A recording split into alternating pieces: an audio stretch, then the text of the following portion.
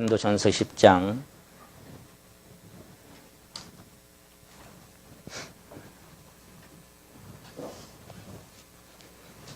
23절, 24절.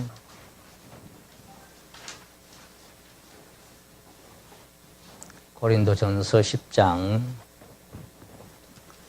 23절, 24절 같이 한 목소리로 읽으시도록 하겠습니다. 시작.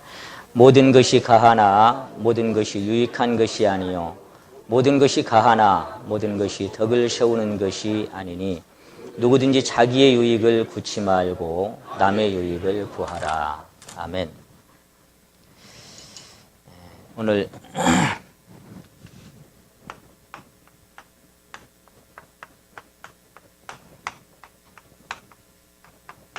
아마 이제 종강할 시간이 된 것 같습니다. 오늘 7번째 이 주제로 같은 주제로 말씀을 나누게 되었습니다.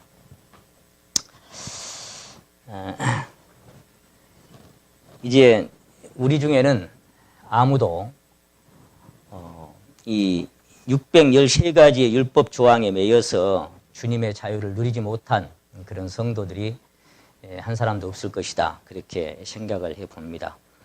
그래도 아직도 율법과 은혜가 무엇인지 굽이 갈라지지 않고 잘 구분이 안 가신 분들은 1번부터 다시 한번 들으면서 이건 너무 중요한 부분입니다. 이게 만일에 여러분 심령에 이 신앙이 섞여져 있으면 우리는 사실 한 걸음도 새롭게 출발할 수 없는 사람이 되고 맙니다. 이 부분에 대해서 굽이 확실하게 갈라지고 우리가 그 모든 옛 것들에서 벗어나서 새롭게 출발하는 그리스도로 말미암은 삶의 첫걸음이 여러분 심령 안에 없다면 여러분 속에 착한 일을 시작하시는 이로 말미암아 시작된 그 삶은 시작도 못했다. 그렇게 볼 수도 있습니다. 이 부분은 분명하게 굽이 갈라지고 구분되어져서 여러분이 살아갔으면 참 좋겠다. 그리고 우리가 나누는 모든 교제와 하나님께 드려지는 삶도 새 언약 안에서 하나님께 드려지기를 하나님은 기다리고 계시는 것입니다. 오늘 이제 마지막 이제 7번째 정리를 하고 이제 또 다음은 주시는 대로 또 새롭게 하나님께 허락되는 대로 말씀을 선포하도록 하겠습니다.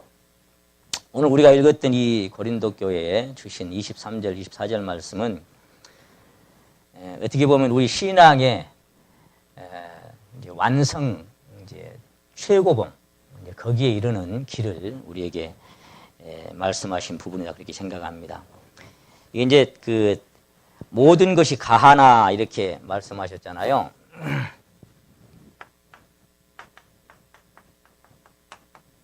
모든 것이 가하다. 가하다 했으면 좋을 텐데 가하나 그래 놓고 점점점 했어요. 모든 것이 가한데 모든 것이 유익한 것은 아니다.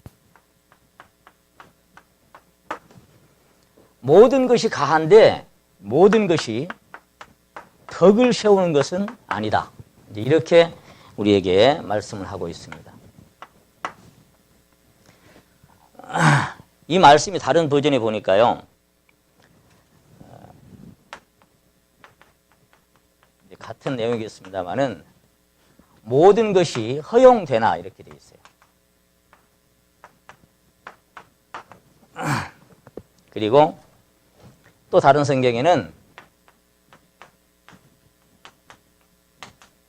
무엇이든 할 수 있으나 이렇게 되어 있습니다.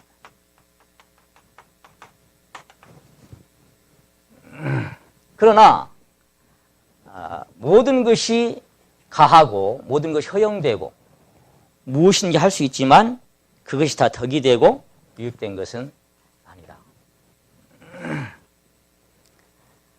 이 모든 것이 가하나가 이게 뭐예요? 이게 모든 것이 가하고 모든 것이 허용되고 모든 걸 할 수 있다. 이게 뭐예요? 이게 다른 말로 하면 이거죠. 이거. 우리가 뭐든지 다 할 수 있어요. 내 마음대로 행할 수 있고 지옥 가고 천국 가고에 상관없습니다. 우리는 뭘 하든지 어떤 것을 하든지 주님의 보혈로 다 용납되고 천국 갈 수 있는 사람들이 된 것입니다. 그것이 모든 것이 가한 사람들로 우리를 죽음 안에서 그리스도와 연합 안에서 자유케 하신 이 죽음과 자유 안에 들어있는 우리에게 주신 자격이다. 얼마나 소중한 자격인지 모릅니다.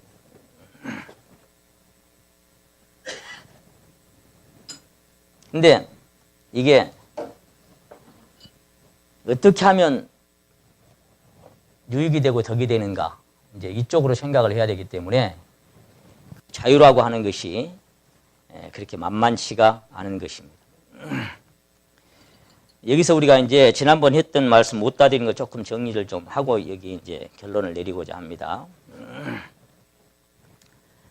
우리가 첫 언약이라고 말씀을 했고, 그 다음에 이것을 다른 말로 하면 옛 언약이다 이렇게 말씀을 드렸습니다. 이게 이제 율법으로 말미암아 이렇게 행하면 살고 이렇게 행하면 복받고 그 행함으로 말미암아 이건 전부 행함에 포함되어 있는 거예요. 행함으로 말미암아 우리에게 약속하신 옛 율법 조항의 언약들이다 이렇게 살펴봤습니다. 그런가 하면 이제 우리는 새 언약을 받았는데 이 새 언약은 피로 세운 것이고 하나님의 살려주신 의무는 죽이는 것이요 영은 살리는 것이다. 그래서 주의 영이 계신 곳에만 자유함이 있다. 그렇게 말씀하셔서 이제 그리스도의 생명의 영 안에서 우리가 누릴 수 있는 자유의 권한을 주셨는데 이게 새 언약이다 이렇게 정리를 해봤습니다. 율법이나 계명이나 제사법이나 의문의 조항에 다 포함되어 있는 이 모든 옛 언약들, 이것은 장차 오는 좋은 일의 그림자요 참 형상이 아니고 이건 그리스도로 말미암아 이루어질 새 언약의 샘플로 예고편으로 보여주신 것이지 이거는 없어지고 사라져갈 것이다 그렇게 말씀을 드렸습니다. 다만 율법이 할 수 있는 율법의 역할에 대해서도 우리가 자세하게 살펴봤기 때문에 더 이상 거기에 대해서 언급하지 않겠습니다. 특히 히브리서를 통해서 어떻게 이것이 개혁되고 변혁되고 이 체인지 됐는지 새롭게 됐는지에 대해서 우리가 살펴봤는데요. 히브리서는 그리스도의 보혈과 사랑 안에서 성령으로 인하여 이루신 새 언약과 옛 언약을 아주 명확하게 구분을 하고 있었습니다. 아마 이제 히브리서를 더 자세히 읽어보신 분들은 이미 이제 분별하셨겠지만 여기 몇 가지만 더 정리를 하면서 이 부분을 굽을 좀 더 갈라보고 싶은 마음이 심령에 있습니다. 히브리서 1장 3절에 보시게 되면은 거기 한번 찾아보시겠습니다. 여기 잡아두시고 히브리서 1장 3절.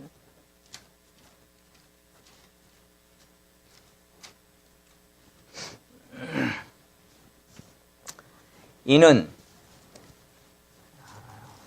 1장 3절 4절까지 같이 한번 읽겠습니다. 히브리서 1장 3절 4절을 시작. 이는 하나님의 영광의 광채시요 그 본체의 형상이시라. 그의 능력의 말씀으로 만물을 붙드시며 죄를 정결케 하는 일을 하시고 높은 곳에 계신 위엄의 우편에 앉으셨느니라. 저가 천사보다 얼만큼 뛰어난 것은 저희보다 더욱 아름다운 이름을 기업으로 얻으심이라. 이 히브리서 1장에서 그리스도가 누군지에 대해서 그분이 어떤 일을 하셨는지에 대해서 명확하게 설명하고 있는데 그분은 하나님의 영광의 본체시고 이분은 죄를 정결케 하는 일을 하시고 보좌의 우편에 앉으신 분인데 더욱 아름다운 이름을 얻으신 분이다. 이렇게 이제 시작하고 있습니다. 8장으로 넘어가서 8장.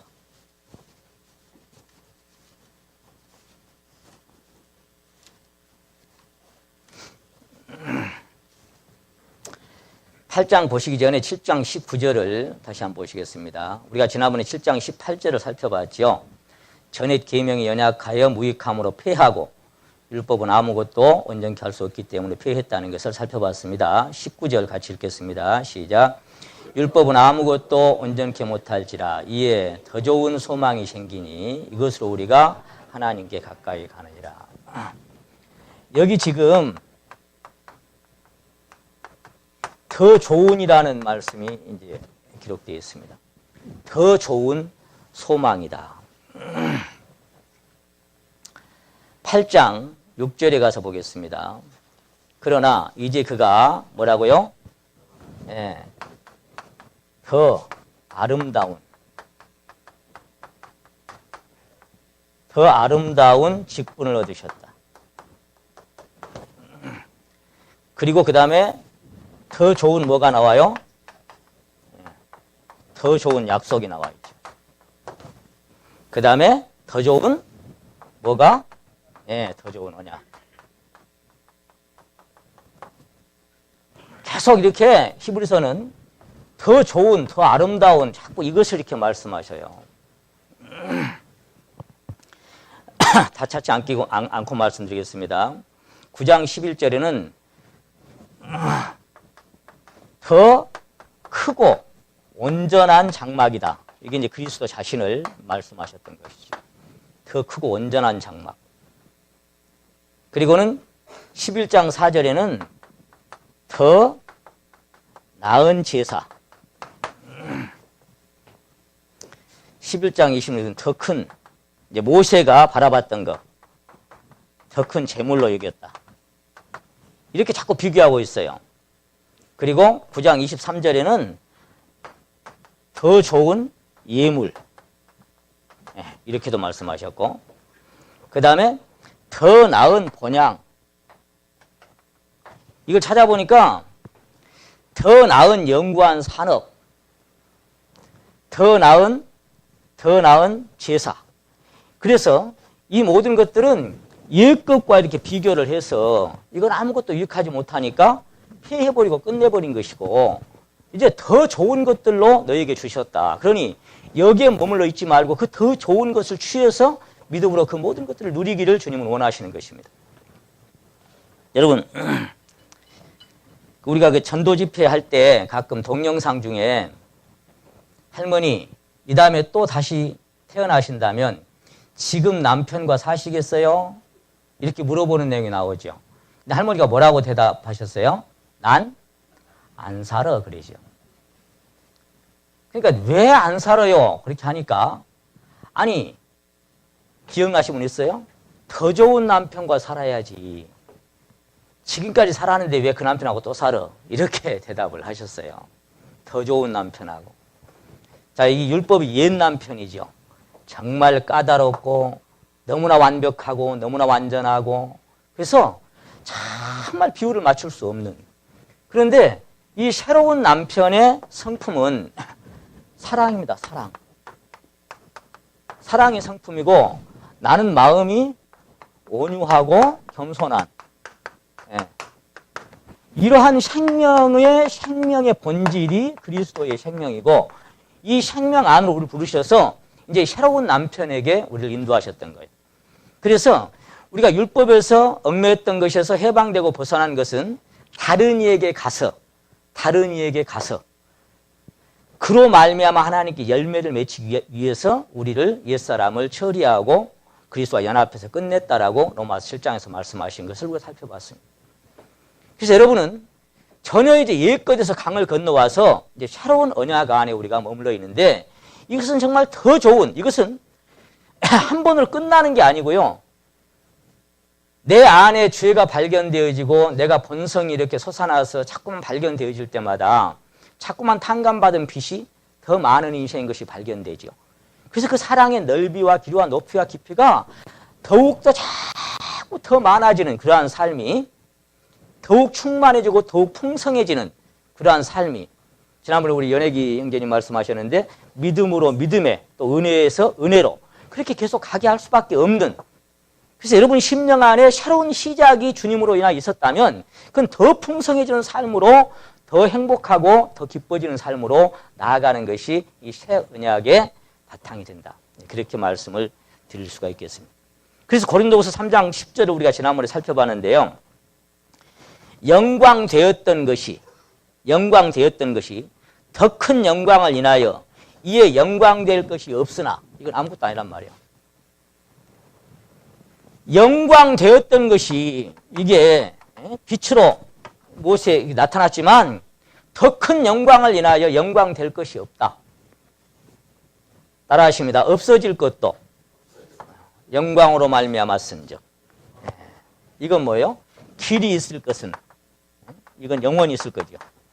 길이 있을 것은 더 큰 영광으로 말미암지 않겠느냐. 이것은 없어질 것이다. 이것은 피할 것이다. 없어질 것도 영광이 있었는데 길이 있을 것은 그거 뭐 이 영광은 말할 것도 없다. 이 영광은. 그래서 이 영광은 끝나는 영광이 아니라 믿음에서 믿음으로, 은혜에서 은혜로, 영광으로 말미암아 영광이 이르게 한다 그랬죠. 이것이 뭐냐? 왜? 살아계신 생명의 영이니까 한 번 영광 딱 끝나고 은혜가 끝나는 게 아니라 계속해서 영광으로 영광에 이르게 하는. 그래서 신앙은 정체되고 머물러 있는 것이 아니라 자꾸만 새로워지는 것, 날마다. 이것이 길이 있을 새로운 영광 안에 들어간 사람들의 신앙의 삶이어야 된다. 날마다 새롭습니까?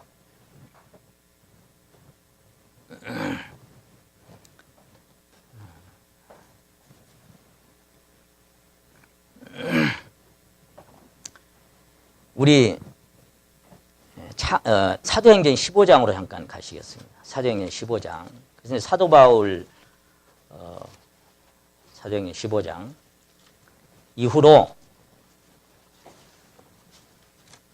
15장 1절을 잠깐 보십니다. 15장 1절. 어떤 사람들이 유대로부터 내려와서 형제들을 가르치되 너희가 모세의 법대로 할례를 받지 아니하면 능히 구원을 얻지 못하리라 하니 바울과 바나바와 저희 사이에 적지 아니한 다툼과 변론이 일어난지라. 사도 바울도 바나바도 이게 정리가 잘 안 되는 거예요. 이제 주님을 만난 지 이제 9장에서 만났으니까 얼마 안 됐잖아요. 그런데 어떤 사람들이 내려와 가지고 모세의 법대로, 이게 뭐예요? 바로 옛 언약, 이걸 갖다 또 때려 붙이는 겁니다. 이게 모세의 법. 모세의 법을 갖다 딱 붙여가지고 모세의 법대로, 그러려면 그 할례뿐만 아니라 모든 게 다 같이 또 갖춰줘야 되는 거예요. 여기 뭐 제사법 아니면 도덕법 뭐 다 이제 하니까 또 가르쳐요. 이것이 바로 이 갈라디아 교회에 들어온 다른 복음이었고 고린도 교회에 들어온 다른 복음이었어요. 하늘로부터 온 천사라도 다른 복음을 전하면 저주를 받을 것이다라고 말씀하셨던. 그래서 다른 복음, 다른 예수, 다른 영이 들어왔는데 그 중에 하나가 뭐냐면 모세의 법대로, 모세의 명하신 율법대로 너희가 할례를 받고 그걸 행하고 살아야 구원을 받는다.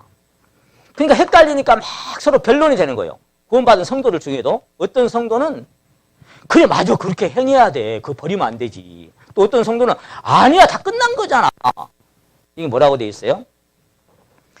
다툼과 변론이 일어난지라 그랬죠. 안 되겠으니까 6절에 보니까 사도와 장로들이 이 일을 의논하러 모여 많은 의론이 있은 후에, 많은 의론이라고 얘기했으니까 뭐 얼마나 시시비비를 가리려고 했겠어요.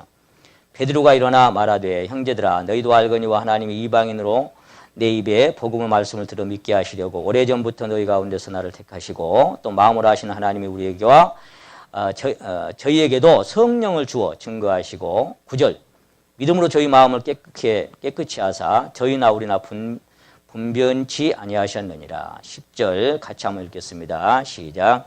그런데 지금 너희가 어찌하여 하나님을 시험하여 우리 조상과 우리도 능히 매지 못하던 멍에를 제자들의 목에 두려느냐.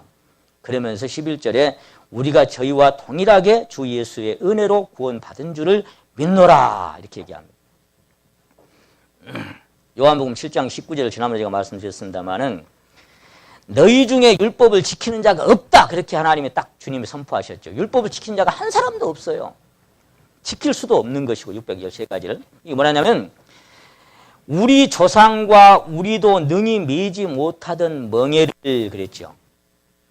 이 멍에가 뭐예요? 멍에. 율법의 멍에를 다 갖다 뒤집어 씌워가지고 그걸로 콱 또 눌러 놓는 거예요. 넘기셔서 15장 24절 봅니다. 24절. 이 멍에는 어떻게 하는 거냐면은 들은즉 우리 가운데서 어떤 사람들이 우리의 시킨 것도 없이 나가서 말로 너희를 어떻게 하여? 괴롭게 하고 마음을 혹하게 한다. 이 멍에를 치면 뭐가 오냐면은 괴로움이 오는 거예요. 괴로움이. 왜? 조금 행하면 하나님이 나를 사랑하시는 것 같고, 제가 지난번에 말씀드렸죠. 내가 전혀 행하지 못하고 살면 또 하나님 앞에 또 위축되고 기죽고, 내가 하나님 나를 진짜 사랑하실까? 내가 이렇게 못하고 사는데? 이렇게 되니까 이건 은혜 안에 사는 사람이 아니라 자꾸 멍에 속으로 들어가가지고 괴로움을 증가시켜주고 마음 안에 부담을 증가시켜주는, 이렇게 살아가는 사람들이 멍에 속에 있는 사람들입니다. 자, 그러나 주님은 뭐라고 말씀하셨어요?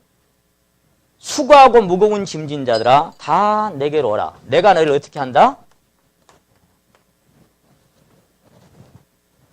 나는 마음이 온유하고 겸손하다. 내 멍에는 쉽고 내 짐은 가볍다. 뭐가 쉼이 얻는다 그랬어요? 뭐가? 내 멍에를 모으고 내게 배우면 너희 뭐가 쉼을 얻는다? 마음이 쉼을 얻는다 그랬죠. 마음에 쉼을 얻고 살아가십니까? 그리스도와 함께 동행하고 그분에 이끌리는 삶을 살아가는 사람들은 마음에 쉼을 얻는 사람들이에요. 이것이 안식이에요. 유대민족이 애굽에서 나왔지만 안식을 누리지 못한 게 뭐예요? 믿음으로 가나안을 밟지 못했기 때문에 안식을 누리지 못했고, 이것에 대한 경고가 히브리 3장 4절에 아주 엄하게 중하게 말씀하고 다루고 있죠. 그래서 여러분 심령 안에 그리스도 말미암은 이 쉼과 안식이 누려지게 하기 위해서 내가 이것을 너희에게 이루면 너희로 내 안에서 뭘 누리게 하려 함이라? 평안을 누리게 하려 함이라. 평안을 누리고 안식을 누리고 쉼을 누리는 것이 그리스도를 따르는 삶이고, 하나님의 나라는 먹는 것과 마시는 것이 아니요 오직 성령 안에서 의와 희락과 평강이라 말씀하셨어요. 안에 기쁨이 있고 희락이 있고, 이것이 하나님 우리에게 주신 것들인데, 이거를 누리라고 주신 것인데 여기에 다 메어가지고 괴롭게 하려고. 왜? 우리 조상도 우리도 못 맸잖아. 그 멍에 무거워서. 근데 이제 구원받은 이방인을 또 지워가지고 괴롭게 무겁게 만들려고 신앙이 그렇게 사는 거냐? 그래서 이제 예수님을 따랐던 제자들과 이제 사도 바울과 정말 이제 초대교회 갓 태동한 시작된 그 시점이니까 성령도 충만할 때였을 뿐만 아니라 하나님의 그 주님의 진리가 갓 태동된 아주 중요한 시점이 이 시점입니다. 정리를 해야만 했어요. 어떻게 해야 되냐, 둘 중에 하나. 근데 하나님께서는 야고보 형제님을 통해서 성령으로 감동시켜서 답을 명확하게 해주셨죠. 19절. 그러므로 야고보 형제가 13절에 시작한 말씀입니다. 이게 19절. 그러므로 내 의견에는 이방인 중에서 하나님께 돌아오는 자들을 어떻게 하지 말아라? 괴롭게 하지 말고, 다만 우상에 더러운 것과 음행과 목매어 죽인 것과 피를 멀리하라고 편지하는 것이 가하니, 이는 예로부터 각 성에서 모세를 전하는 자가 있어 안식일마다 회당에서 그 글을 읽음이니라 하더라.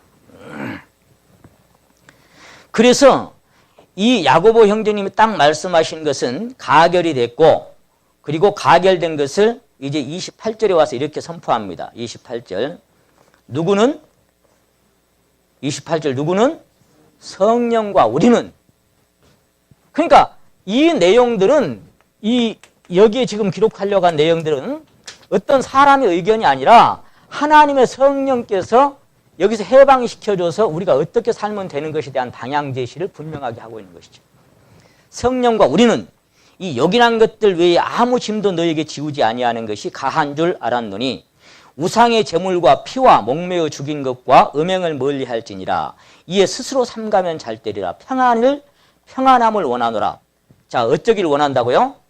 평안함을 원한다. 제발 여기 멍에 눌려갖고 괴롭게 살지 말고 거기서 자유를 얻어서 다만 몇 가지 좀 몇 가지 너희가 좀 삼가고 살아야 할 것이 있어. 우상 숭배, 우상의 제물, 하나님께 하나님 말고 우상을 섬기는 거 요구하고, 그 다음에 음행, 고린도전서 6장에서 아주 심각하게 다룬 거 이 음행이지요. 음행이 왜 그랬어요? 모든 죄는 몸 밖에 있거니와 음행하는 죄는 몸에게. 우리가 그리스도의 지체고 그리스도의 몸이기 때문에 그거는 안에 표시가 남는 거다. 음행은. 우리 잘 얘기한 대로 뭐 돈 때문에 갚아주면 되고 뭐 상처 입으면 치료해주고 감옥 가 살면 되는데, 음행하는 죄는 그리스도의 지체 몸된 교회 안에 있는 그것은 피해야 된다. 그래서 음행을 피해라. 멀리하라. 그 다음에 목매어 죽인 것. 목매어 죽인 게 뭘까요? 뭐 어떤 사람들은 개 잡을 때 목을 매달아 잡으니까 개고기다. 뭐다 이제 이렇게 이제 여러 가지를 표현을 합니다만은, 신구약의 통틀 찾아보면은 왜 목매어 죽인과 피를, 이 말은 뭔 말이냐면은 레위기 3장 17절에 보시면 너희는 기름과 피를 먹지 말라. 이는 너희 모든 처소에서 대대로 영원한 규례니라. 영원한 규례. 피체 먹지 말아요. 피는 생명이고 그 생명은 하나님의 생명을 주신 그 근간이 거기서 시작됐기 때문에 레위기 7장 26절에 보시면 너희의 사는 모든 곳에서 무슨 피든지 새나 짐승의 피를 먹지 말아라. 피체 먹지 말아라. 이것은 신약에 와서도 우리에게 주신 겁니다. 사실 그 이제 뭐 의학적으로 한다면 그 안에 모든 뭐 여러 가지 이제 세균들 이런 것들을 뭐 얘기합니다만 그건 잘 모르겠고요. 어쨌거나 하나님 말씀에 피체 먹지 마라. 그렇게 말씀하시는데, 그거는 너희가 좀 지켜줄 필요가 있다. 신약에 와서도. 기존은 만약에 식당에 가가지고 쇠고기 센 걸로 막 이렇게 센 걸로 이렇게 썰어갖고 이렇게 뭉쳐서 주잖아요. 왜? 그거 보고 뭐라 그래요? 예? 맞아. 육회라 그러더만. 그거 나오면 저는 안 먹습니다. 그거는 그 안에 피가 그대로 배어 있는 것이죠. 여러분 육회 좋아하세요? 그것도 자유지만 어쨌거나 성경에서는 피채 먹지 마라고 기록되어 있어요. 생고기가 다 포함이 되겠죠, 거기에.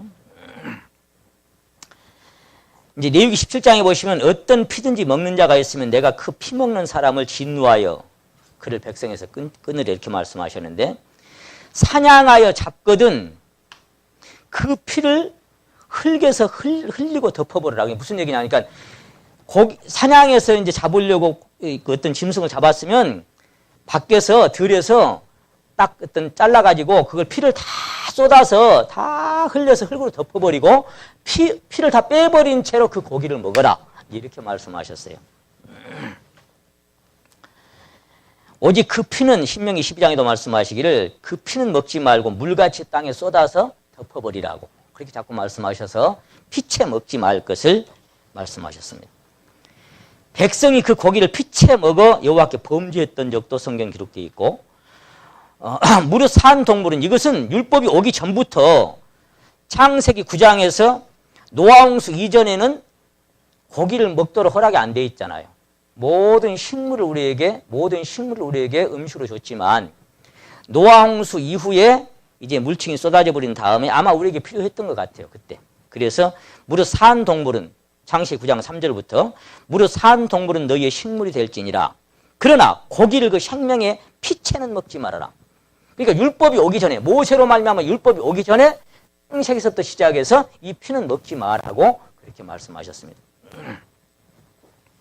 어쨌거나 여기서 우리가 여러 가지 구구절절 이유를 댈 필요가 없어요. 먹지 말라 그랬다. 그렇게 말씀하면 돼요. 피채 먹지 말라 그랬다.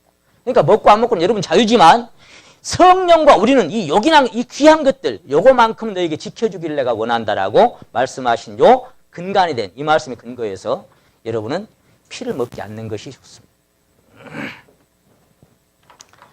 자, 이렇게 생각하시면 됩니다. 우리가 이 어떤 행함이라고 하는 게 있잖아요. 행함이라고 하는 거.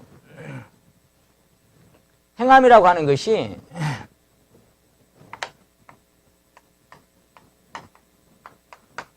우리의 삶의 움직임이잖아요. 우리 살아가는 모든 삶의 이제 움직임이 이제 행함인데,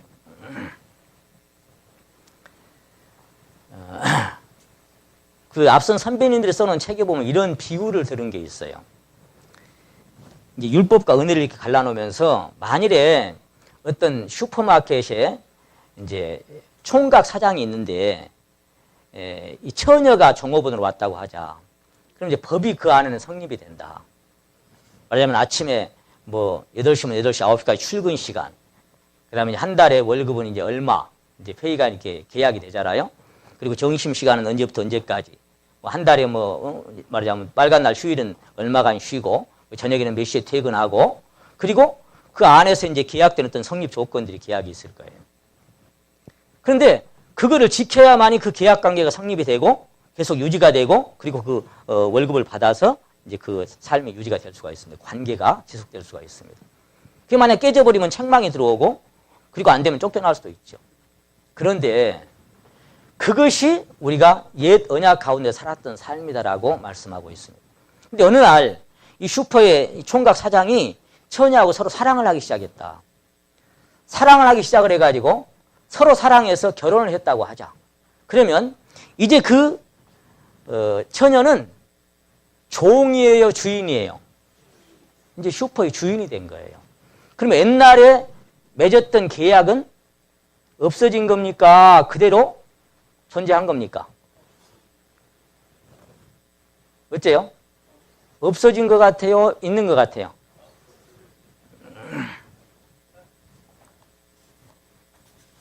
제가 여기 만약에 이런 계명이 있다고 합시다. 부부간에.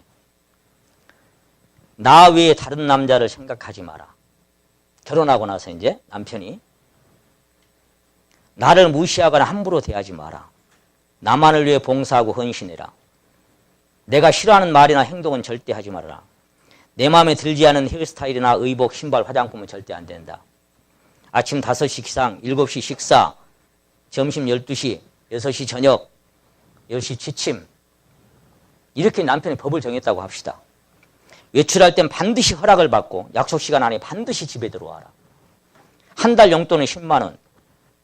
더 쓰면 이 모든 것들이 법이라고 생각합시다. 일주일 5일 이상, 하루 10시간 이상 일하고 봉사해라. 만약 이 중에 하나라도 위반할 시에 이혼하고 갈라선다. 이렇게 부부가 정해놓고 사는 사람이 있을까요? 여러분 이렇게 사는 사람이 있어요, 부부가? 그런 부부는 세상에 없습니다. 왜 그래요? 왜? 자, 우리가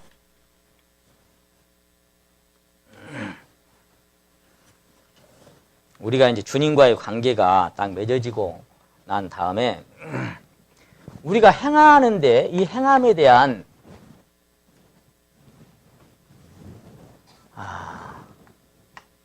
이유라고 할까요?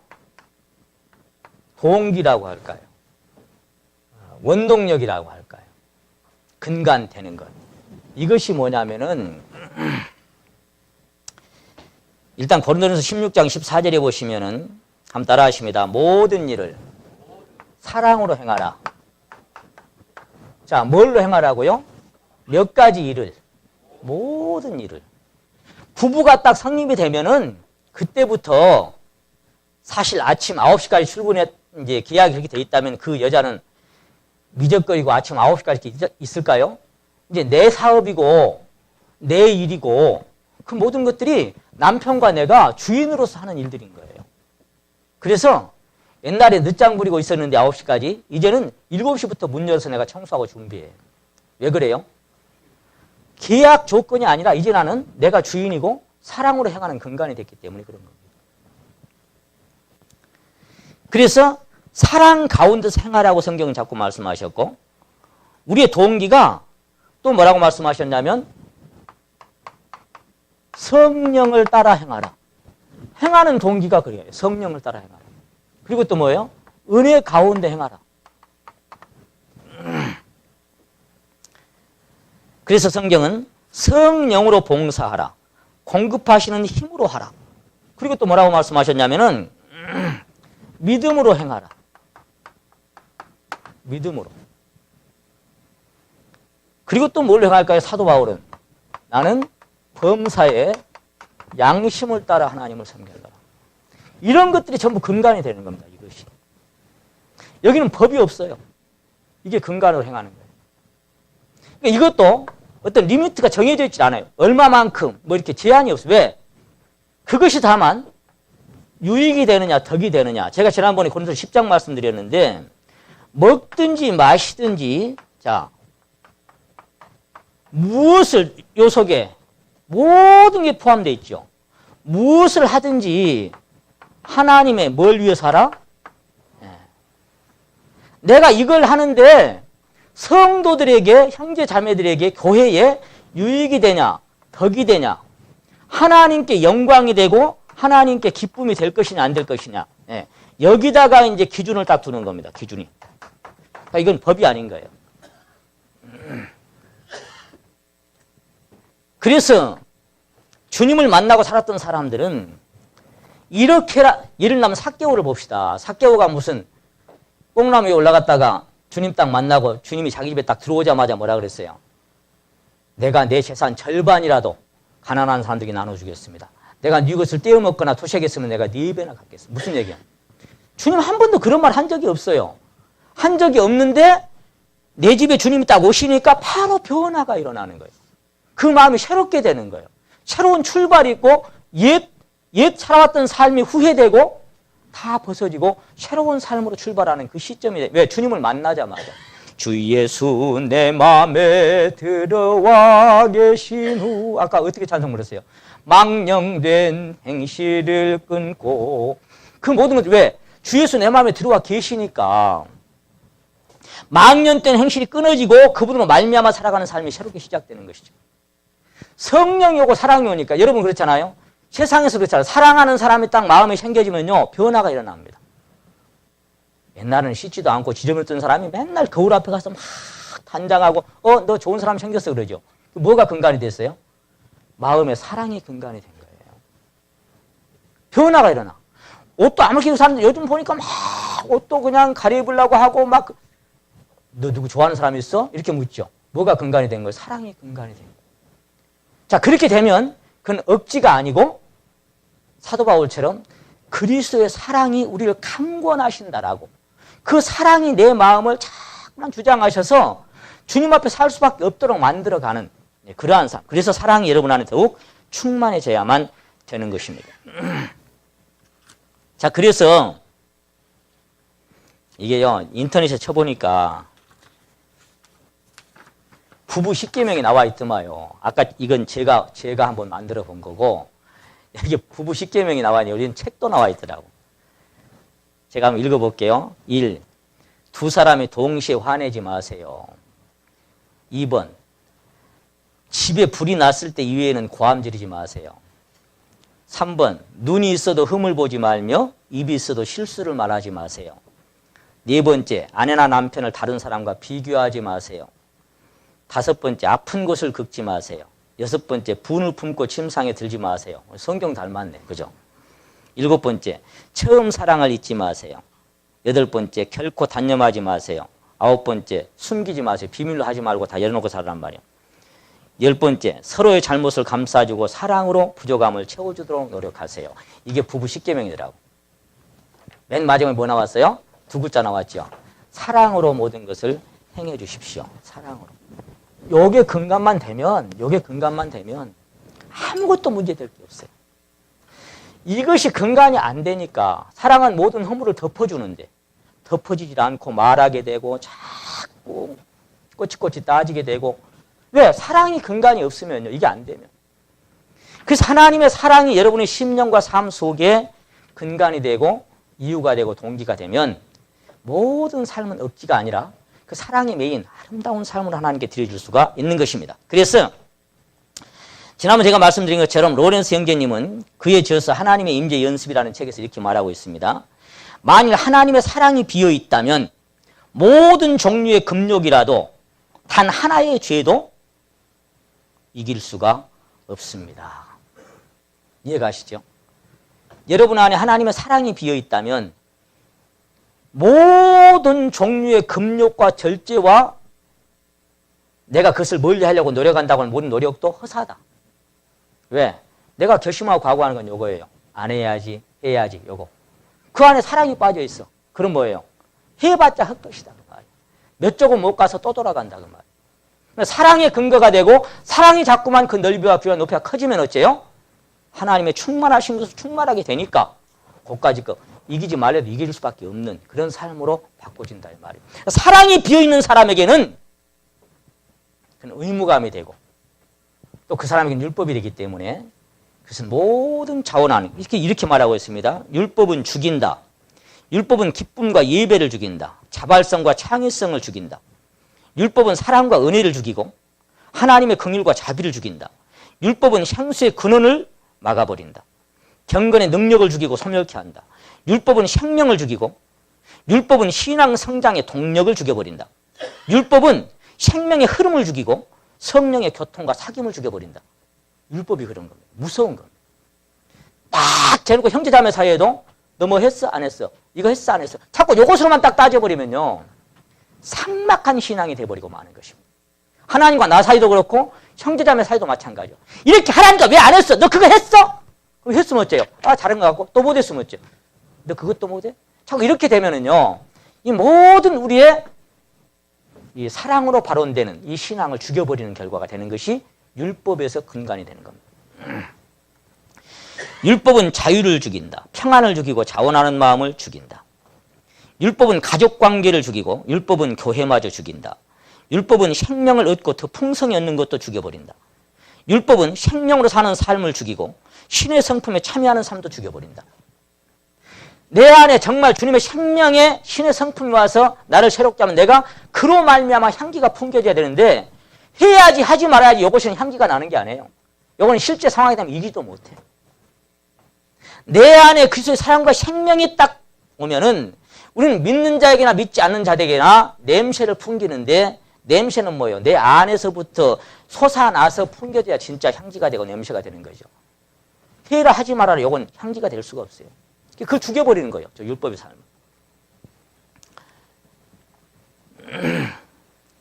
율법은 성결되는 삶을 죽이고 거룩해 살아가는 삶을 온전한 삶을 죽여버린다. 율법은 그리스도의 생명을 죽이고 그리스도 인하여 사는 삶을 죽여버린다. 율법은 열매 맺는 삶도 죽여버리고 뿌리의 진액으로 사는 삶도 말살시킨다. 솟아나는 뿌리의 진액 포도나무로 인하여 사는 그 주님으로 인하여 사는 삶을 죽여버리는 거예요. 막아버리는 거예요. 그거 뭐예요? 해야지 하지 말아야지 해라 하지 여기만 딱 국한되어 있는. 율법은 영의 새로운 것으로 섬기는 삶을 죽인다. 하나님을 섬기는데 영의 새로운 것으로 섬기고 새 생명 안에서 행하게 하려고 새 언약을 주셨는데 더 좋은 것을 주셨는데 옛 남편 밑에 얽매여가지고 그 새로운 열매 맺는 삶을 죽여버리는 겁니다. 영으로 사는 것이 뭔지를 경험하지 못하게 하는 겁니다. 율법은 영을 쫓아 사는 삶을 죽여버립니다. 성령의 인도하심을 받는 삶을 죽여버립니다. 왜 그래요? 회의를 하지 말라면 딱 있고 성령이 나를 인도하심으로 성령으로 말미암아 살아가는 삶이 딱 말살되는 삭막한 겁니다. 그러므로 율법은 살게 하는 법이 아니고 어떤 법이다? 죽게 하는 법이고 사망의 법이다. 우리가 거기서 해방되어서 이제는 생명의 성령의 법 안에서 생명의 성령의 법 안에서 생명을 따라 성령을 따라 살아가는 삶으로 주 동하면 나 동하고 주 정하면 나 정하네. 주님을 따라 사는 삶, 성령을 따라 사는 삶. 너희가 성령의 인도하시는 바가 되면 율법에 있지 아니하리라. 오늘도 여러분이 성령의 인도하시는 바가 되는 성령의 이끌림을 받는 삶을 살아가는 삶이냐 아니면 율법 아래 있는 삶이냐. 여기에 따라서 주님의 긍휼과 은혜와 자비 안에 평강을 누릴 수도 있고 그렇지 못할 수도 있는 것입니다. 이것은 아주 명확하게 굽이 갈라져야 하는 것이 바로 이 부분이다. 그렇게 생각해 볼 수가 있겠습니다. 그래서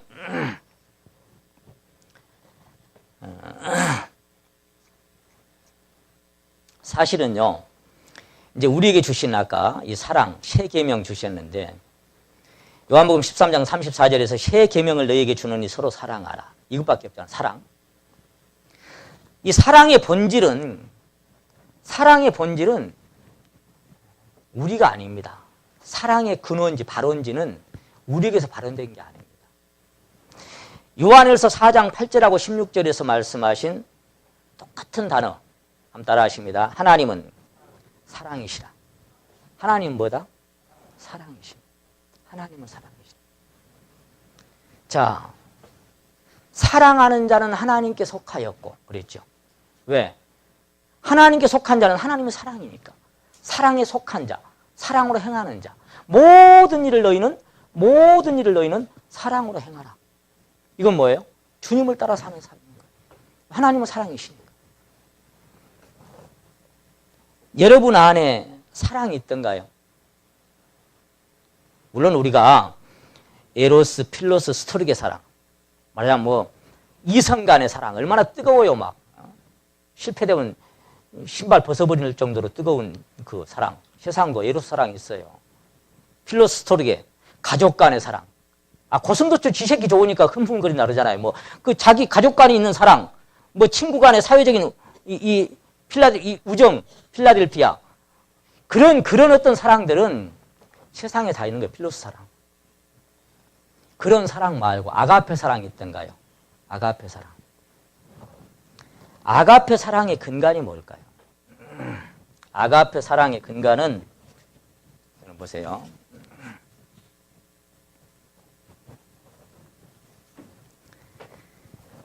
방금 우리가 읽었던 본문 말씀에서 두 가지가 나오죠. 누구 유익이 하나가 있어요? 자기 유익이 하나가 있고 그 다음에 남의 유익이 하나가 있어요. 자, 이게 정반대지요. 정반대. 그러면 자기 유익은 구치 말고 남의 유익을 구해라. 이게 뭐예요? 우리의 모든 삶이 다른 사람에게 유익을 끼치고 덕이 되냐 안 되냐 요거를 먼저 생각하고 행동하고 사는 삶. 이 삶이 뭐예요? 사랑의 근간이에요. 요게 사랑이에요. 요게 사랑. 남의 유익을 구하라. 고린도전서 13장에서 사랑이 9가지가 나오는데 뭐 오래 참고 썩내지 않고 뭐 다 가다가 그 핵심을 저는 그렇게 봅니다. 거기 핵심이 내는 말씀이 사랑은 한번 따라 하십니다. 자기 유익을 구치 아니하며. 이게 고린도전서 13장의 핵심입니다. 자기 유익을 구치 아니하며. 다른 말로 하면 뭐예요? 이제 나는 어찌 돼도 괜찮아 그 말이죠. 너만 좋다면, 주님만 기쁘시다면, 주님께 영광만 된다면, 형제자매만 좋다면, 이거는 가정에서나 사회에서나 교회 안에서나 이것이 만약에 통용된다면 이 세상에 천국 돼버리고 말겠죠. 우리가 그런 얘기 하잖아요. 지옥 가니까 긴 뭔 얘기요? 긴 젓가락 숟가락으로 막 먹이려고 퍼먹으려고 하니까 못 먹고 다 굶어 죽더라고. 근데 천국은 어쩐다고요? 떠서 이렇게 먹여주니까 다 이렇게 내가 안 먹고 이렇게 먹여주니까 다 살더라고. 그게 천국이더라고. 그런 얘기 있잖아요. 여러분 어때요? 내가 아내와 남편이 자녀와 부모가 가정에서나 사회에서나 또는 이 교회 안에서나 나는 어째도 괜찮아. 나는 손해봐도 괜찮고 나는 아파도 괜찮고 나는 어려워도 괜찮고 나는 다른 사람만 괜찮다면 형제자매만 교회만 쉬워질 수만 있다면 나는 그 안에 하나의 미랄이 될 거야. 나는 묻혀서 이름 없이 빛도 없이 나는 모든 사람으로서 나는 잠잠해 죽어질 거야. 그런 마음이 있습니까? 이게 남의 유익을 구하는 사람들의 삶. 여러분 보세요. 이게 아까 다른 말로 하면 먹든지 마시든지 무엇을 하든지 하나님의 뭘 위해 살아? 제가 지난번에 여쭙지만 내가 하루 출근하고 하루 일과 공부하고 내가 살아가는 모든 삶의 이유가 뭡니까? 뭘 위해서입니까? 무엇을 위해서입니까? 내가 살아가는 모든 삶이 정말 주님의 영광을 위하고 주님을 위한 삶입니까? 사도 바울이 그렇게 간증했죠. 살든지 죽든지 내 몸에서 그리스도만 전기되기만 한다면 나는 괜찮아. 살든지 죽든지 나는 괜찮아.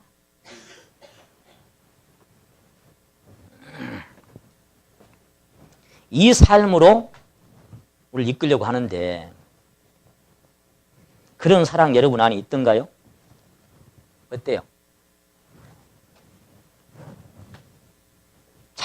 내 유익은 구치 않고 남의 유익만 구하는 사랑이 여러분 안에 있던가요? 그래서 이것이 아닐지라도 뭘 할 수 있다고 그랬어요? 이것이 아닐지라도 천사의 말도 할 수 있고 방언도 뭣도 할 수 있고 내 모든 것으로 구제하고 내 몸을 불사르게 내어주는 순교까지 할 수가 있다. 사랑이 없어도. 이것이 매일수도 얼마나 그렇게 할 수 있다. 그러나 사랑이 없으면 아무것도 아니요. 우리는 꽹가리가 되고 모든 근간이 바탕이 주님을 사랑하는 주님의 사랑 그 생명으로 동기가 되고 근간이 되어서 행했던 것이냐. 그렇지 않으면 사랑이 없으면 아무것도 그런 행동도 아무것도 아니다. 저는 어느 날 보니까 이게 나한테 없다는 것을 발견했어요. 얼마나 없냐. 눈꽃만큼도 없어. 눈꽃만큼도. 나는 눈꽃만큼 없다. 뭔 남의 유익을 구해요.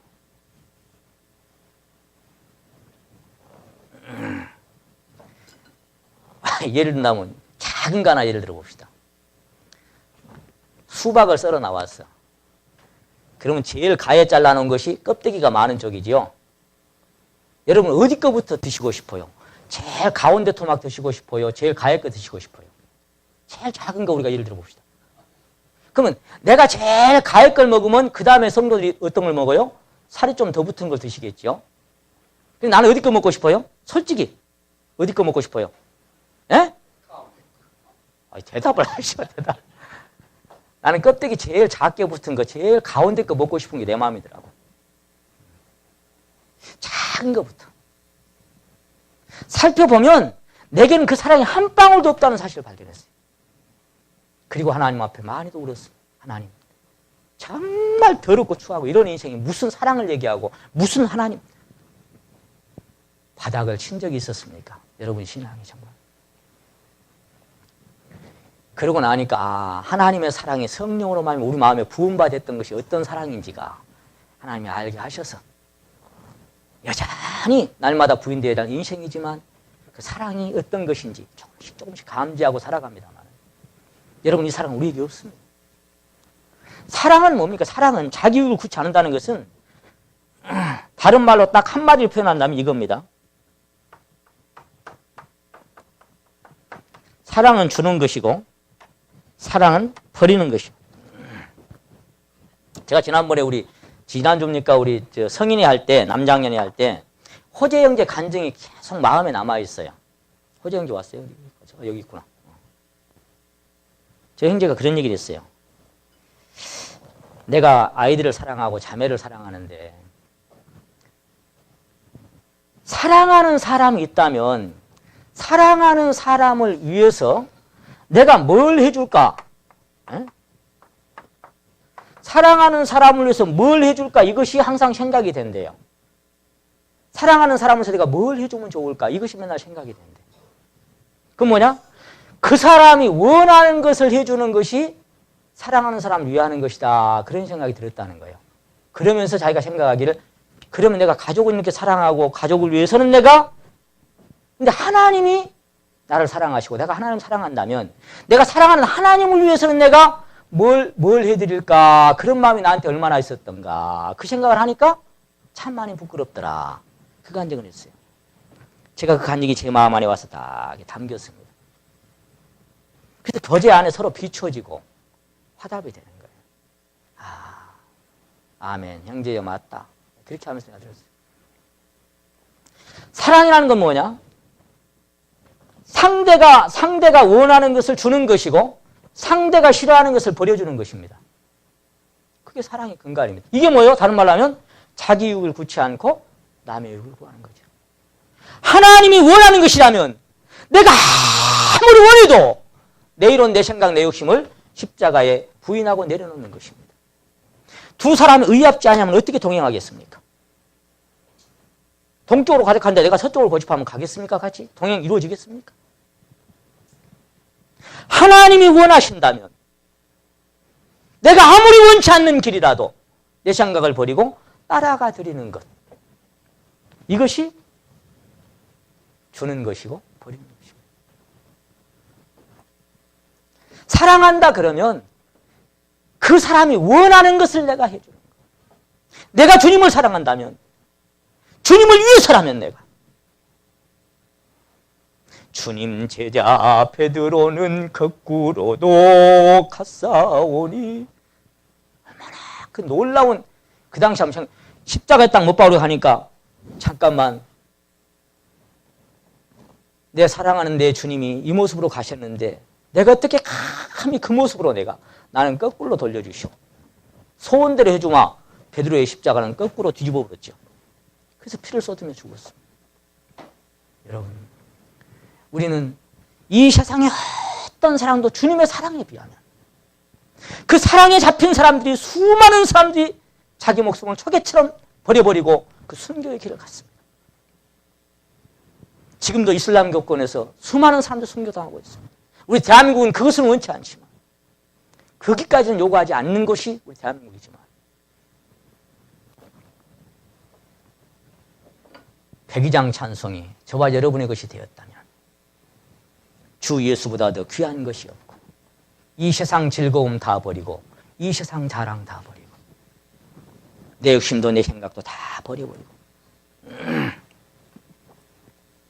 그래서 사랑이 주는 것. 고린도전서 그 13장에 보시게 되면 온전한 것이 올 때에는 부분적으로 하던 것이 피하리라 그랬잖아요. 물론 그것은 주님이 재림할 때 그때 완벽하게 서로 모든 게 드러나고 확연하게 거울로 보는 것처럼 희미하지 않고 그렇게 되는 순간이 올 것을 말씀도 하셨지만, 거기는 뭐가 포함되어 있냐면, 사도 베드로가 그렇게 표현했죠. 바울께서 내가 어렸을 때는 말하는 것이 어린아이와 같고, 깨닫는 것도 어린아이와 같고, 생각하는 것도 어린아이와 같다가 장성한 사람이 되어서는 어린아이의 일을 버렸다. 이게 뭐예요? 신앙의 성장이라고 하는 것은 뭐예요?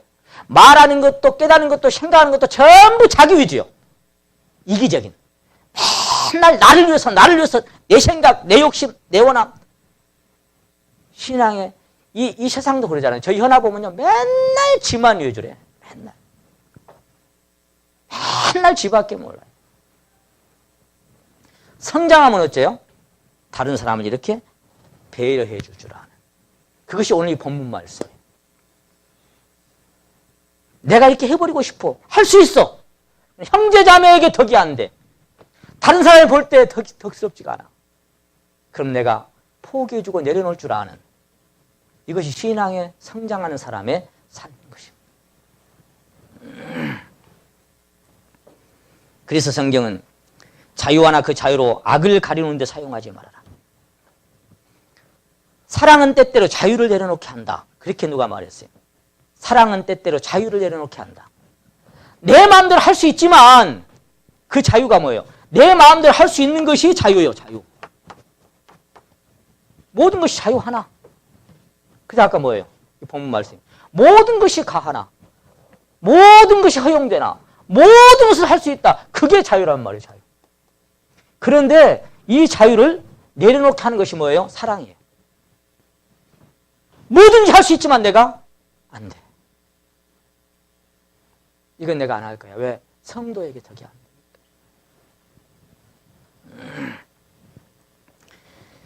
자유 하나, 그 자유로 육체의 기회를 삼지 말고 오직 사랑으로 서로 종노릇하라. 갈라디아 5장 13절인데요. 종노릇이 되던가요? 종노릇. 종노릇은 어떤 사람만 종노릇을 할 수 있을까요? 빌립보서 2장에서 너희 안에 이 마음을 품으라. 곧 누구의 마음? 그리스도 예수의 마음이니. 이 마음을 품으라고 하면서 바로 붙여서 하는 말씀이 뭐예요? 한번 따라 하십니다. 다른 사람을 자기보다 낫게 여기고, 로마서 12장에는 존경하기를 서로 먼저 하며, 내가 형제 자매 남편이 됐건 아내가 됐건 내 주변에 누가 됐건 간에 나보다 낫게 여기고 내가 존경하는 마음이 있을 때 종노릇이 되지. 아이고 뭐 네가 나보다 성경을 더 알아, 네가 나보다 뭐 잘났어, 이런 마음이 갖고 있는데 무슨 이것저것 얘기하면 종노릇 될까요? 너나 잘해. 난 내 마음대로 할 거야. 저 현아가 쓰지 말라고 해도 자주 쓰는 말이 뭔지 아세요? 싫어! 말이에요. 그게 그래요? 지 생각이 오르니까. 아무리 얘기해도 싫어 그래 버리면 끝나는 거예요. 안 해! 현아야 그 말 안 쓰기로 했잖아. 그러면 싫어! 또 그럼 내가 할 말 없는 거예요. 싫다는데 뭐. 여러분, 종노릇이라고 하는 것은 사랑으로 서로 종노릇하라. 내 안에 그 그리스도의 사랑이 내 안에 내 생명으로 연합됐을 때만 종노릇이 되는 거고, 나보다 낫게 여기고 내가 그 앞에 이렇게 형제자매에게 순종하고 종노릇이 될 수가 있는 것이지, 종노릇은요, 아이고 평가하고 판단하고 그냥 무슨 종노릇이 됩니까? 그건 아무나 할 수 없는 거예요. 주님이 세상에 오셔서 섬기는 자로 사셨고, 섬김을 받으려, 우리가 요즘 찬송 우리 수양의 발표곡 배우죠. 인자가 이 땅에 온 것은 하고 찬송을 드리죠. 섬김 받으려 함이 아니로 도리어 섬기려 하고 그 목숨을 대속물로 주려 합니다. 그랬죠. 나는 섬기는 자로 너희 중에 있노라. 섬기는 자는 뭐예요? 종노릇하는 자예요. 서빙하는 자. 섬기는 자로 오신 그 주님의 마음이 내 안에 나를 주장하지 않으면 섬겨요? 뭘 섬겨요? 누구를 섬겨? 그래서 종로로 타라가 아니라 사랑으로 서로 모든 일을 사랑으로 행하라. 그것이 아니면 내 생각이 아무리 옳아도, 예, 형제님이 그렇다면 제가 포기하겠습니다. 예, 자매님이 그렇게 생각하신다면, 예, 제가 내려놓겠습니다. 여보, 나 그렇게 하고 싶으니 당신이 그렇게 생각한다면 나 포기할게. 여보, 내 생각 내려놓을게. 안 할게. 이것이 사랑하는 사람을 위해서 내가 주는 것이고 포기하고 내려놓는 것입니다.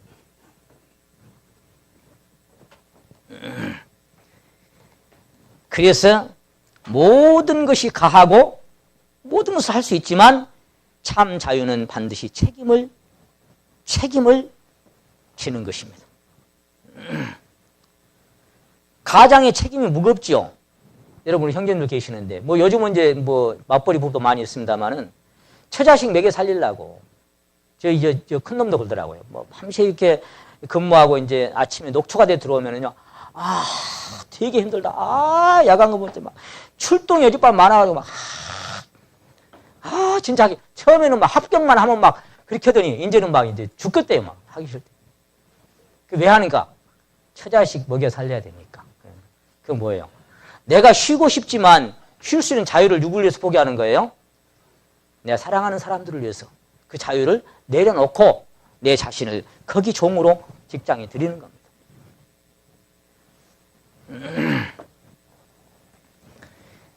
그래서 진정한 자유는 브레이크가 있어야 됩니다. 진정한 사랑, 그 사랑은 자유의 브레이크를 자주 밟아주는 거예요. 내가 자유하지만 작거나 크거나 어떤 일도 하나님이 이 일로 영광 받으시지 못한다면, 하나님이 기뻐할 수 없다면, 형제자매가 덕을 끼치지 못하고 형제자매에게 유익을 끼치지 못한다면 내가 내 자유의 브레이크를 딱 밟아주는 겁니다. 예, 스톱! 안 하겠습니다. 예, 그만하겠습니다. 예, 돌아서겠습니다. 예, 내려놓겠습니다. 이것이 진정한 사랑으로 살아가는 사람들의 자유에 대한 브레이크. 브레이크를 걸지 않는다 그러면요, 이건 뭐 내 마음대로 방종이 돼버리고 육체가 기회가 돼버리고 뭘 못해! 아무거나 해도 난 천국은 가는데 그렇잖아요. 이게 구원받은 깡패. 지 맘대로 살아가는 이 개망나니 같은 저 옛날이 무슨 파예. 예?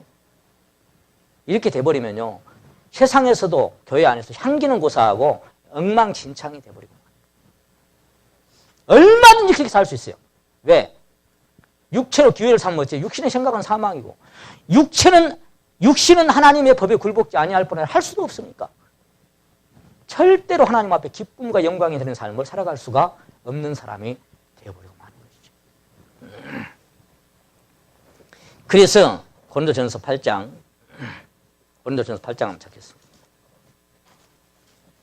오늘 종강을 해야 되니까 좀만 더 말씀드리고 마치도록 하겠습니다. 고린도전서 8장 13절 말씀 같이 한번 읽겠습니다. 시작. 그러므로 만일 식물이 내 형제로 실족케 하면 나는 영원히 고기를 먹지 아니하여 내 형제를 실족치 않게 하리라. 이게 무슨 얘기입니까? 고린도 교회가 우상의 제물을 먹는 일, 우상을 섬기는 데 나왔던 제물을 제사상에 나왔던 음식들이죠.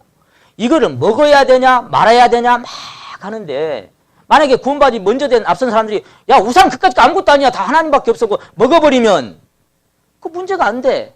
근데 그것이 어쩌냐? 아직 믿음이 연약한 사람들에게 양심의 죄를 짓게 하면 그들을 위해서 먹지 마. 지금 그런 말들을 주고받으면서 사도 바울이 얘기하는 거예요. 고기 먹는 거 나 얼마든지 먹을 수 있어. 그러나 내가 그 고기 먹는 것 때문에 어떤 형제자매가 단 한 사람이라도 야, 저 바울 형제는 이렇게 해서 마음에 어떤 상처받게 되고 실수가 된다면은 나는 그 형제자매를 위해서 내가 영원히 안 먹어버릴게. 내가 영원히 고기 안 먹어버릴게.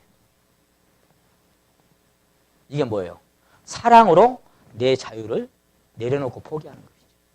먹을 수 있어. 근데 안 먹는 거예요. 예를 든다면 주일날, 수요일날 뭐 예배나 무슨 봉사회나 내가 안 나와버릴 수 있어요. 뭐 주님 언제나 함께 계시는데. 근데 왜 나와요? 말씀 뭐 인터넷 요즘 얼마나 좋아. 인터넷 들어도 되고 또 내가 성경 봐도 되고 뭐 얼마든지 그럴 수 있어요. 근데 뭐예요? 한 자리 비어 있으면 그 생각해 보는 거예요. 그것이 한 자리 내 자리를 비워두는 것이 하나님께 영광이 되고 기쁨이 될까? 내 주변에 나와 함께 교통하고 이 사랑을 나누는 형제 자매에게 덕이 되고 유익이 될까? 그거 생각하니까 이건 아니야. 내가 좀 피곤해도. 요즘 제가 저희 큰놈도 오늘 제가 이 차 타고 같이 왔습니다만 언제부턴가 그러더라고요. 아버지 야간 근무하고 피곤해. 옛날 되면요 내가 딱 들어놓으면 그냥 바로 잠자버렸거든요. 근데 너무 피곤해서 잠깐 누웠다가도 내가 잠깐 좀 피곤한 것 때문에 하나님이 기뻐하신다면 아버지가 그로 인해서 조금이라도 기뻐하신다면 형제자매가 그로 인해서 조금이라도 그러면 내가 생각하니까 벌떡 일어나지고 아무리 피곤해도 내가 잠을 안 자고 야간하고 교회로 올 때가 있습니다.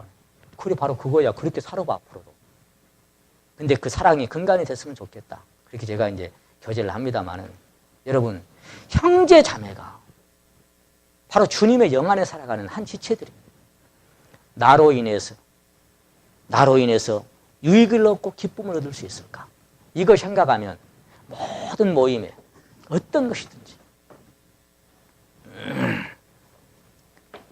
제가 뭐 그런 얘기는 이제 시간 없으니까 그래서 내가 이 8장 9절에 한번 봅니다. 8장 9절 같이 한번 읽겠습니다. 시작. 그런즉 너희 자유함이 약한 자들에게 거치는 것이 되지 않도록 조심해라. 나는 얼마든지 할 수 있지만 신앙이 약한 자들 그것 때문에 문제가 되고 마음에 상처 입게 되고 그러면 조심해. 그건 안 하는 게 좋아. 형제 자매를 위해서. 그 뒤에 10장을 한번 갑니다. 9장 19절.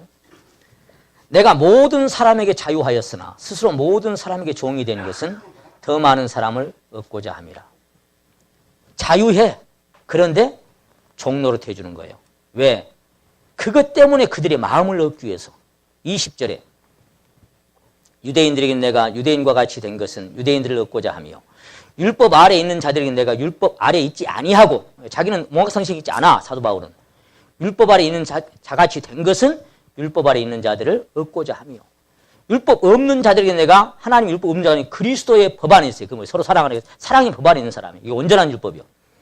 그리스도의 율법 아래에 있는 자나 율법 없는 자와 같이 된 것은 율법 없는 자들을 얻고자. 그러니까 무슨 얘기예요?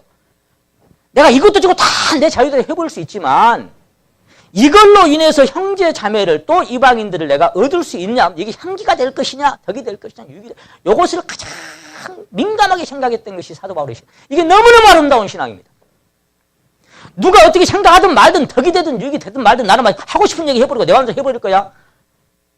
나 안 하고 싶으면 안 하고 내 핑계 내버리면 그만이고 그것은 항상 어린아이 자기 유익을 위한 신앙이지 남의 유익을 구하는 신앙이 아니에요. 그래서 여러 모양이 22절에 보면 여러 사람에게 여러 모양이 된 것은 사람들을 얻고자 합니다. 여러 사람이 여러 모양이 된다는 게 뭐예요? 이 사람에게는 이 사람 마음을 얻고 싶어서 좀 그 사람 편에서 그 사람 입장에서 이렇게 생각해 주는 사람이 되고 저 사람하고 얘기하고 그 사람 또 입장에서 이렇게 좀 생각을 해주고 그렇게 여러 모양으로 어떻게 보면 아청꾼처럼 그렇게 볼 수 있잖아요. 그러나 이것이 내 자유에 브레이크를 걸고 내 자유를 포기하고 내려놓고 사람들을 얻기 위해서 그렇게 행동해주는 사람, 이 사람은 자기 자신이 그리스도의 사랑에 매여 살아가는 사람, 이것이 희생이요 사랑인 것입니다. 그래서 로마서 14장에 모시게 되면은 한번 따라 하십니다. 부딪힐 것이나 거칠 것으로 형제자 자매 앞에 성도 앞에 두지 않기를 조심해라. 부딪힐 것 거칠 게 뭐예요? 징검다리는 못 대줄 망정.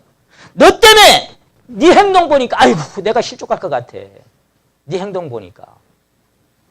거칠 것이나 부딪힐 것 절대로 조심해. 내가 이 행동을 해서 이 말을 해서 형제 자매의 마음에 조금이라도 거침이 되고 부딪힘이 되고 덕스러지 못하고 그렇다면 나는 그것을 포기할 수 있는. 이것이 오늘 여러분 종강 죽음과 자유 이 제목으로 드리는 마지막 결론으로 제가 이 말씀을 드리고 마치는 것입니다.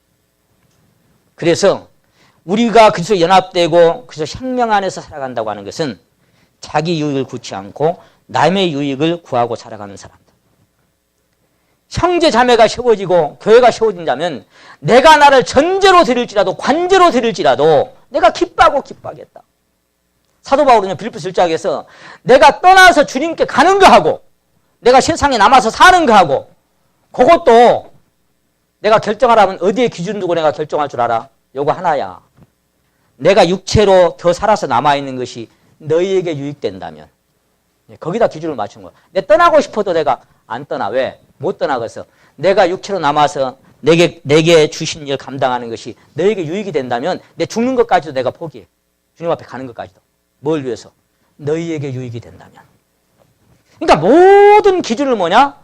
자기 유익을 구치 않고 남의 유익을 구하는 것.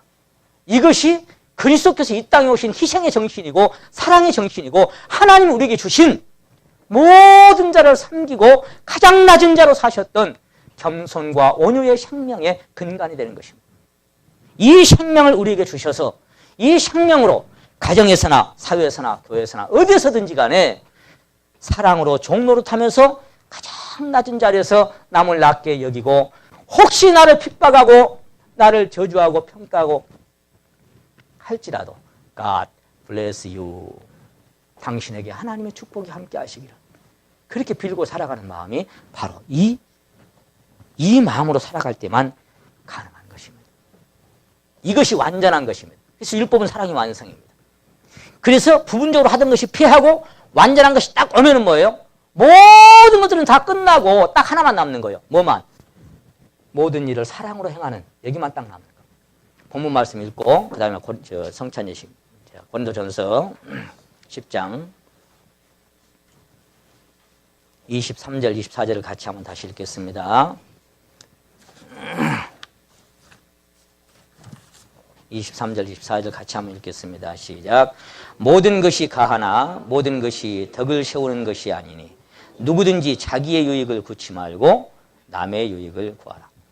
이게 고린도전서 6장에도 똑같은 말씀이 기록되어 있습니다. 모든 것이 가하나 모든 것이 유익된 것이 아니고 모든 것이 가하나 모든 것이 덕을 세우는 것은 아니다. 그래서 아가페 사랑, 그것은 비이기적인 사랑이고 원래 우리에게 없는 사랑이고 하나님의 사랑만이 아가페 사랑이고 그 사랑으로 행하는 삶만이 하나님께 영광되는 삶이 되겠습니다. 우리 모두가 이제 오늘 이 죽음과 자유 종강하면서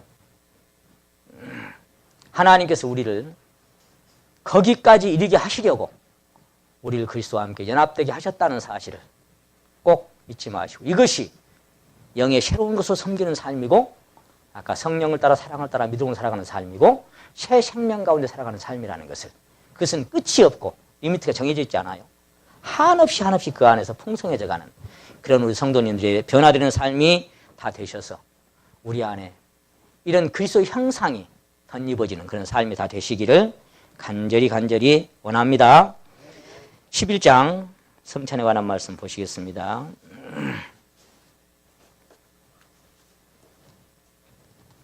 28절 29절을 같이 읽겠습니다. 시작. 사람이 자기를 살피고 그 후에야 이 떡을 먹고 이 잔을 마실지니 주의 몸을 분변치 못하고 먹고 마시는 자는 자기의 죄를 먹고 마시는 것이니라. 아멘. 문제 많았던 고린도 교회에 항상 성찬을 행할 때마다 사도 바울은 자기를 좀 살펴보라고.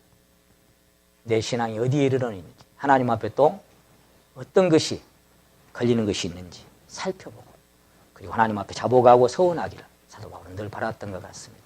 오늘도 여전히 우리가 주신 말씀 앞에 우리 자신을 비춰지고 드러나게 하셔서 서원하고 또 버려지고, 오늘 나는 정말 남은 인생을 자기 유익을 굳지 않고 남의 유익을 구하고 살아가는 그리스도의 생명을 덧입는 삶으로 되어지기를 갈망하는 그런 마음으로 성찬 예식에 동참하시기를 원합니다. 기도드리겠습니다.